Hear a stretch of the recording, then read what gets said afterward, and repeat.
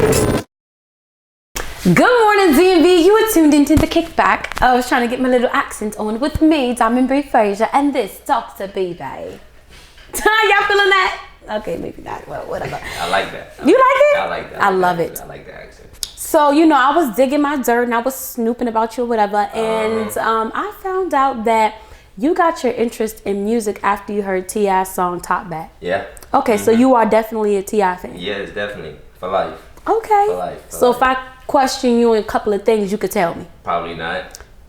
Well, then how you a real fan? Because I'm a fan of the music. Not literally like a fan of the person. Okay. So, well, I'm going to ask you some musical trivia right, about T.I. and you tell me if you know. Let's do it. All right, so this, don't be all up in my, you cheating already. No, I'm just, you know, it's just like literally just. Okay, well, I'm going to back it up over here. All right, so this one's easy. What's T.I.'s birth name?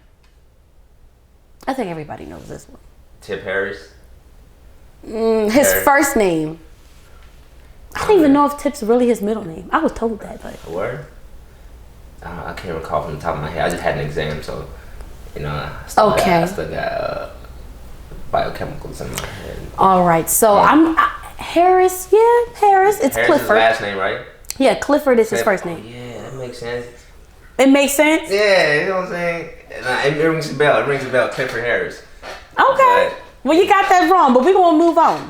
All right, so which Destiny's Child song was T.I. featured on? You got to know. Lil Wayne was in it. Lil Wayne was in it? The video was shot in black and white. I can't call it. Come on. You mean No, because if I say the chorus, then you're going to know the name of the song. With Destiny's Child? Destiny's Child. I can't recall. In one of the lyrics, he said he was going to holla at B. Can't recall. Really? I can't recall. So trust me. If I tell you, you think you would know it? Probably. I need a soldier. Got it. I'm the hottest around. I would never. Chevy Impala's around. I remember that song, but I wouldn't have got it right. I would never got it right. What year was that? See, don't be trying to test me and stuff. No. What year was that? Ooh. I had to be in elementary school, and my sister was in elementary school, like 2005. 2005-ish. You see, I came here when I was like in 2000.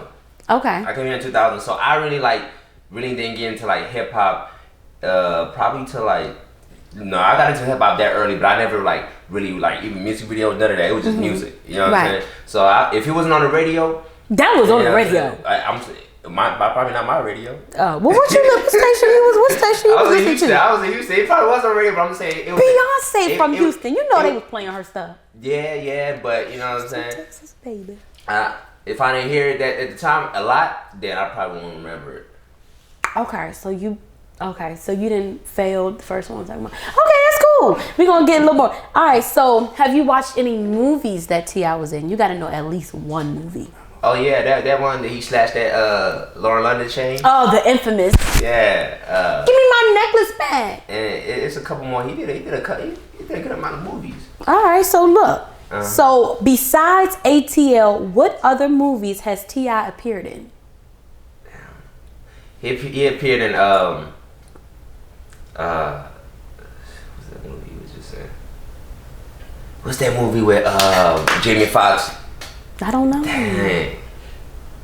I forgot. Jamie Foxx's daughter got kidnapped or whatever, and he played a cop role, a dirty cop role. He got killed in that movie. Yeah, it came out like in 2016. I don't remember the name. Okay. So you took a test. Are you good with memory skills? Yeah, I'm very good with memory skills if I plan ahead of time. Oh well, I'm glad you ain't playing for this. He was in the movie Takers, and he was in American Gangster. What was that? Was that the one Jamie Foxx, Takers? Don't get me lying, but I just know he was in the movie. See, I'm not a movie goer in the new. Yeah. Yeah, definitely will. Sounds good. So I got two more for you. Right, so name the song these lyrics came from, and I'm not gonna say it with the beat. You feel me? Because I ain't trying to give you too much. So say it like he said though. No. It won't matter. It was not. All right. Don't want to fight me, bro. I'm fast as lightning, bro. You better use your Nikes, What you bro. know about that? was gonna get that from the. I was gonna get that from the jump. Oh, finally you got I that. was gonna get that from the jump. That's the one. I was just bumping that joint the other day. Okay. Yeah. All right. It's a classic right there. So this last one, what is the name of T.I.'s first album released? Oh damn. His first one. T.I.P. No. T.I. was Ain't say nothing. T.I. ain't in it. Oh damn. He ain't in it. In the name okay. of the album. Yeah, the man in it. I wouldn't know. I'm serious. That's the name? Mm-hmm. You must say I'm serious. I don't know. That's the name. I'm serious. Damn. What year was that? A long time ago. Yeah, I got into T.I. with that Top Back when he dropped that Top Back. Yeah, exactly. So I was in like an early T.I. fan. I went back and heard some old joints, but I'm not really big with memorizing rappers information. So you don't be studying like that? Nah, not that. For what? As long as you like the music. Yeah, you know what I'm saying? I got other things to study for it. You know? All right, well, let's talk about that. So when you first got into music, you was what, in high school? And I was when you wanted to pursue it? When I wanted to pursue it, yeah, I was in high school, yeah. Okay. Like probably like sophomore, junior year in high school. Mm-hmm. They had a little organization called Tailor Made. The music art teacher had created or whatever. He kind of gave us like, you know, voice as far as like the young minorities who wanted to rap or whatever. So we took that seriously. And we had a little group or whatever, people that was just into hip hop, and we used to that's when we started making music. And that's why I was like, oh, yo, like, let's do this for real, or whatever. So we started doing it, and then it was pretty dope because we did a high school cypher. Like, so on your senior year, our senior year, we started a trend where we did a high school cypher. So, and it was crazy because after us, every senior students, every year they do their own cipher. Oh, so y'all started like a whole tradition. It really did, yeah. That's so dope. Every year they have a high school cipher for like seniors or whatever, and it's all positive. You can't say nothing stupid because it gets played in the school, like in the school TV or whatever. Oh yeah, this year's cipher or whatever. So after that, and then people like, oh yeah, you can really rap. I said, you know. And that's when I really got my motivation to like, okay, let me try to do this for Let me see what I can do. So how was your family feeling about that? Because, you know, families usually like go to college, My parents don't know. My brothers or whatever, my parents don't know till now that I'm still rapping. Cause it's crazy. Cause my dad is a pastor. Wow. My mom, they both, very, very religious, very, very religious. So first of all, like I was saying, even with me listening to hip hop music, when I came here from Nigeria, not really knowing a lot, I had to and knowing like they were very religious, I had to kind of like sneak away to listen to those type of songs because they was my dad was not rocking with that at all. Sneaky. Yeah, he was not rocking with. So I was even listening to that T.I. or whatever, kind of like by it's secluded or whatever, kind of like it's in a sneaky way. Right. But I remember one time that I was in high school, so I didn't have a laptop, so in order for me like to freestyle and stuff, I decided to use my dad's laptop or whatever to record and freestyle some joint. And I forgot to delete it. And he ended up opening his laptop, coming home, see the joint, man. I got my ass beat that day. I got beat that day, man. So, cause he was like, what's all this lyrics? What's all this blah, blah, blah. So what were you rapping about that triggered it? It's like, what the? Just like, anything like a young kid at the time rapping about. You freestyling, you talking about money, talking about how, what I'm saying? You talking about stupid shit, you feel me? So he heard that, he went ballistic. I don't want this in my house, blah, blah, blah. So even after that, I had to become more and more, kind of like hidden with what I was doing with my music or whatever. So my brothers knew, my mom and dad, they don't know. So, but they found out, they knew, they ended up finding out in college or whatever. And, but it was crazy because at the time in college, I was a Christian rapper. Like, quote unquote Christian rapper, you know what I'm saying? Trying to be slick. No, I was really a Christian rapper. I'm saying, to kind of get accepted a little bit. Exactly, yeah. You know what I'm saying? And, when I finally found out at the end, they could be mad, but they couldn't really be mad because, like, you rapping about, positivity, religion, in that aspect or whatever. Right. But, after a while, I made transition back to, just being a hip hop artist, But they don't know I'm in school right now, so they don't know. They just think I'm in school getting my degree, not doing this. Well, I hope they see this and it opens up some kind of combo about. Oh, well. So you plan to actually go far with the music? Yeah. So they're gonna have to find out at some point. Yeah, definitely. I don't mind. Like at this point, I don't mind them finding out. If they find out, it's like okay, it's whatever. You feel me? But it's just like I'm not gonna be like I'm still rapping. I'm still, you know what I'm saying. And my mom, let me hear a song. Yeah, but I actually reviewed your song first semester, and it wasn't like you weren't talking about hoes and money and stuff like that. So I think that they might be a little more receptive. Well, maybe not. If you know, it was a nice story behind African parents and African Christian parents, then you go crazy. Well, tell me what it was like growing up in an African Christian household. It was strict, hella strict. You feel me? I wasn't allowed to go to prom. I wasn't allowed to go to movies with friends. I wasn't allowed to do a lot of things that teenagers get to do. And that kind, for them, their reason is like, why do you want to go to prom? The only thing happening at prom is this and that, blah, blah, blah, or the only place that my parents let me go was church. You feel me? If I say I'm going somewhere with my friends, we going to church together. Okay, we gonna let you go. Okay. So if we had to go out to a movie, I had to like make up some like lies, like me and my friends going to the church or whatever, so we go to the movies. And the crazy part about that is if they had to meet your friends, you feel me? Right. Yeah. So they don't do that anymore. So I remember I had some couple of friends that grew up around me or whatever. They was sagging pants or whatever. You know what I'm saying? You're not going out. You're not going out. They don't play with that. Yeah. So it was real like strict. I didn't really get to do a lot. We couldn't even watch TV on the weekdays. You're gonna watch it on the weekends. Wow. And after a certain amount of time, like after like 10 p.m., you want to turn the joint off or whatever. So if you wanted to get any extra TV time, it had to be like sneaky. Like once he go to work, he usually take the remote to his room and lock it up. You know what I'm saying? We used to hop.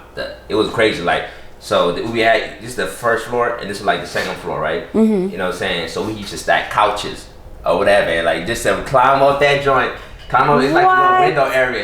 It's like we used to stack up couches, like the seats of the couches, right? Take them the cushions and like put the couch, take multiple cushions, stack them up, have somebody to climb that joint and get the remote. And sometimes he'll catch us and beat out, you know what I'm saying? Right. He act like he going to work. But then, like, he'll just go out for 30 minutes and come right back. So we call it smart. We call it sometimes. Now they definitely smart. So, and that kind of goes with a lot of people. Like they end up going to college and just become like disruptive with their behavior and stuff because they just been locked in so much. And so I remember my first year in college, I was partying for real. But now I'm a different type of person. I always kind of like kept my grades on the high, so they wouldn't know what I was doing or whatever. But, right. yeah. So do you feel like you would have been, like, would you have liked a more lenient household and you would have been a lot more open with them, or you feel like the strictness really did help you? It was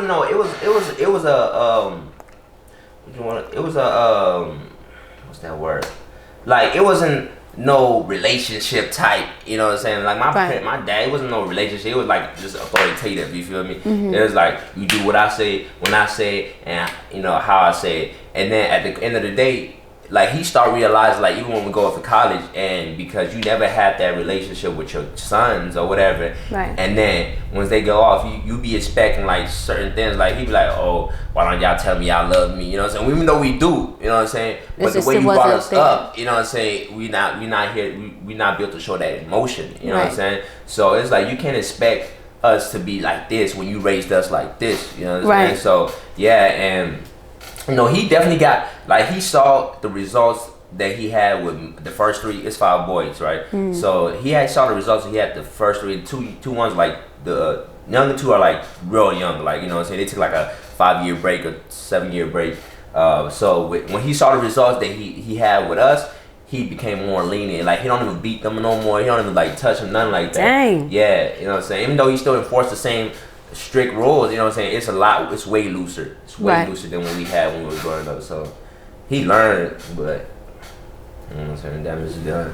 Yeah, it is. Oh. Yeah, but well, I mean, you look like you turned out great. Yeah, exactly. I don't complain, man. I respect, because given the fact that he worked so hard to even bring us here. You know what I'm saying? He really did go, work hella crazy, you know what I'm saying? Because coming from Nigeria to here, and even how he got here, you know what I'm saying, it was just nothing but God's grace. So right. At the end of the day, I can't be mad because, I could have been back there still, you know what I'm saying? That's true. Struggling, slaving, so we're going to get into a segment called With It or Quit It.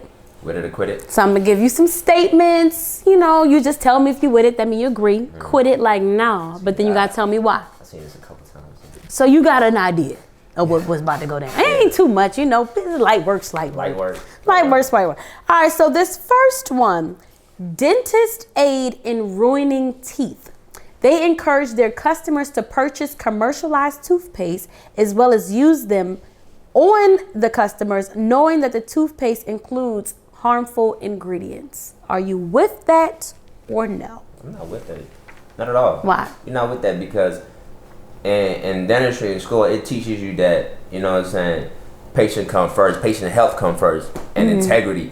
That's a big thing. And it's in a field like this, it's always gonna be people who are willing to do do that and just to make money or whatever, and right. just to, and that's in there. But the one thing you're gonna find out is like anything you involve in that's negative or whatever is gonna end up coming back to haunt you. And if somebody has a breakout, somebody realizes they have a bad reaction to the toothpaste or whatever, they automatically sue you, and then they'll take you to court and be like, oh, you might not have been the person who actually gave, but you knowingly aided the person right. to allow the person to bring that in your office and sell it. So do you use commercialized toothpaste like Crest, Colgate, stuff like that? We use that. Yeah, I use that. But do they teach you what's in it? Yeah, they don't literally break down the total specifics, but if it's FDA approved, the ADA, which is the the whole dental association board, if they approved it, then that means usually covered under any crazy things that happen or whatever. Because you might have that 1% that it happens to, but you are covered because it's been FDA approved and ADA already approved it. Okay, because I was told that I should be making my own toothpaste, and you don't agree with that? I don't, because and that's a lot of problem, because people gotta understand that a lot of people, especially minorities, a lot of them have a higher rate of caries, which is cavities or whatever, bacterial buildup. That's because whatever they're using doesn't have any fluoride, or doesn't have the certain amount of fluoride you need for you to prevent those caries or whatever. So that's why people, I don't know if you know, but some people will fight against fluoridated water, you know what I'm saying? Yeah. And they just like, oh, you putting poison in our body or whatever. But if you actually look at it from a scientific standpoint, it's a certain amount of fluoride that is very safe, you know what I'm saying, for somebody to consume. And usually they did multiple experiences where if it's a community that have fluoridated water versus a community that don't have fluoridated water, right. And the results where the community with non-fluoridated water had a high rate of caries in their family with kids and all that stuff. So it's, so you ain't with that? I'm not with that. No, okay. I'm not with that. All right, cool. So this next one, black has just recently became the thing to be. Dark skin and African heritage is the current trend. It will soon pass, and these Negroes will be back to perms, white fashion, and skin bleaching. Are you with that or no?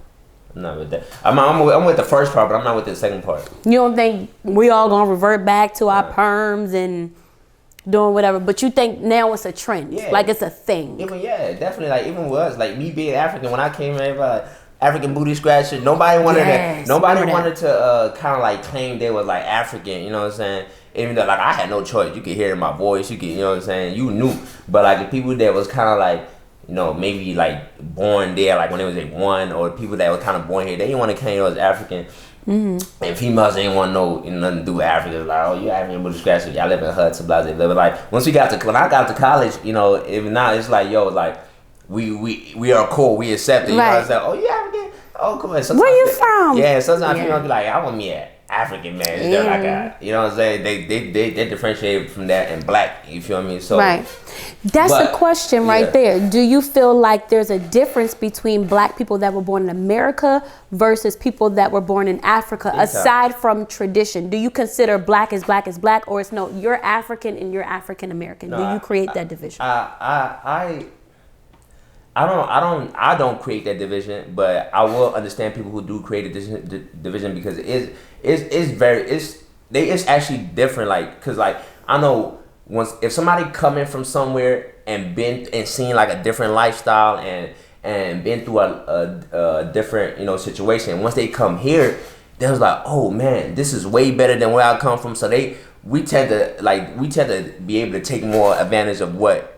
So you just feel like culturally we're different, but it's black is black is black is black. Yeah, black is black. Because like you don't hear Asians saying, "Oh, I'm Asian American." It's like you just you're Asian. Yeah, if somebody asks you, "Yeah, I'm black," right? But like, no, I'm African American, black. Gotcha. All right. So the idea of heaven and hell is nothing more than a scare tactic to get people to try to do the right thing in the world. Are you with that or you quit that? I'm not with that. I believe in heaven and hell. So I believe in God. Okay. And I know for a fact that, what I'm saying, he do exist. Because there's been situations that I've been in that ain't no way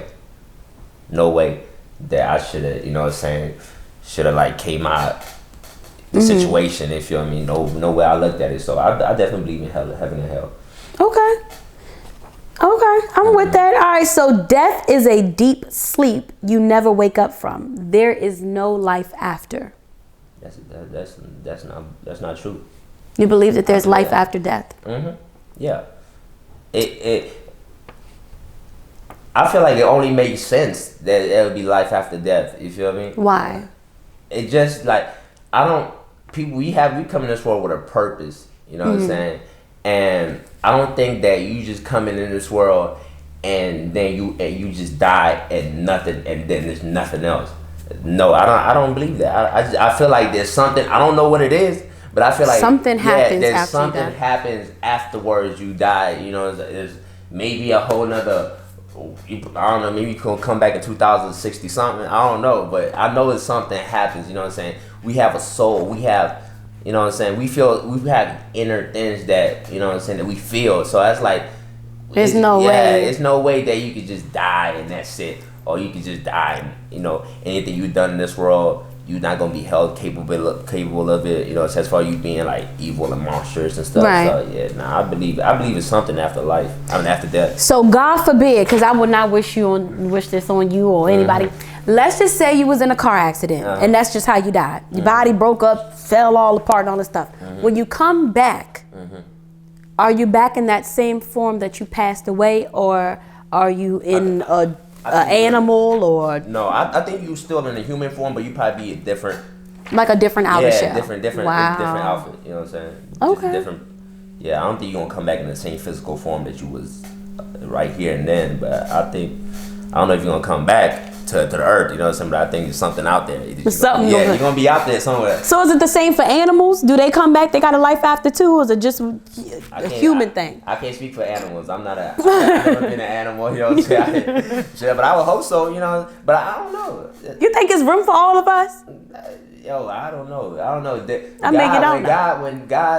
When Noah had to save the whole world, he had to bring animals in it. So I don't know. God probably take animals serious too. But I don't know if animals have a life after. You know what I'm saying? Like, no. I don't know. You don't think a dog got a personality? No.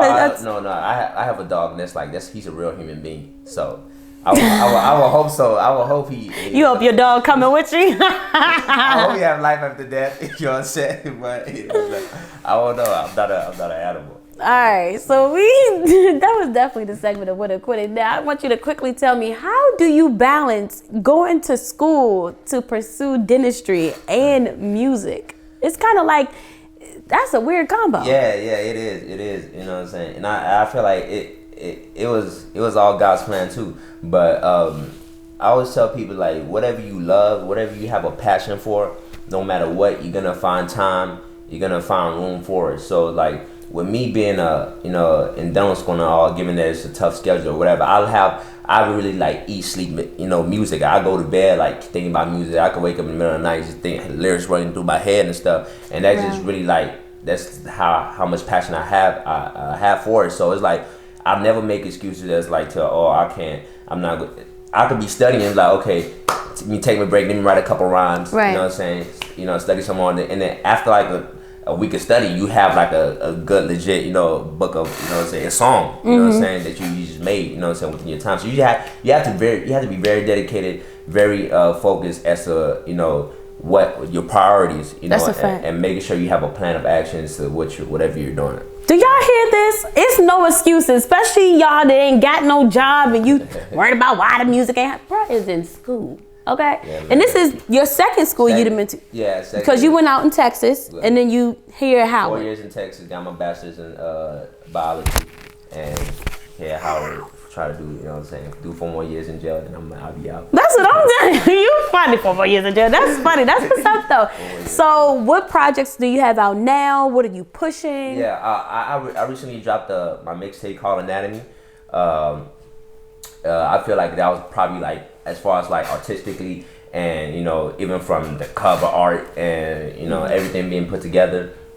That was my best work, you know what I'm saying? And so now we shot a music video for first semester. Like that's my sound. 3 weeks ago, you know what I'm saying? I saw the video for the first time yesterday, so it was real dope. And tomorrow I'm actually shooting one for Loop, which is like the party record, you know what I'm saying, that we gonna push. So I'm shooting that tomorrow. And yeah, so it's like really like, finding the select songs that I'm gonna be actually like focusing as far as like getting it out there and pushing the project, not because usually what I used to do was I drop a project and just like okay, I dropped the project, they all happy now, and let me just like sit and wait, you feel me? Right. But now it's like you drop the project. That was just the beginning. Now you gotta push it. Now you gotta like go out there and make it happen. Yeah, make stuff happen. Make people aware of it. So that's what I'm just doing right now with Anatomy. I'm still writing music at the end. I mean, on the side and stuff, but the main objective is to push the tape and have it do great numbers. Okay, so where can we find the tape when it does come, and where can we find you on social media, all that good stuff? Yeah, well, the tape is out. It's on all streaming, so it's on Tidal, Apple Music, all of the above, Spotify and all that, and you can find me on social media, Belko Bay. On Facebook, on Instagram, and B_B Bay on Twitter, and Facebook. You type it, you gonna find me. You know what I'm saying? But you gonna find the man. You gonna find me. That's what I'm talking about. Right there. Yo, you right there. Front and center. I'm front and center. That's what I'm talking about. On Howard campus, boy, right there. I'm right there, man. Just holler at me, man. If I need anything. No, not anything. If I need advice or nothing, you know what I'm saying, I got y'all. That's what I'm talking about. I'm Diamond B. Frazier. This is Dr. B. Day. You are tuned into the Kickback DMV. Pleasure. Yes. Pleasure.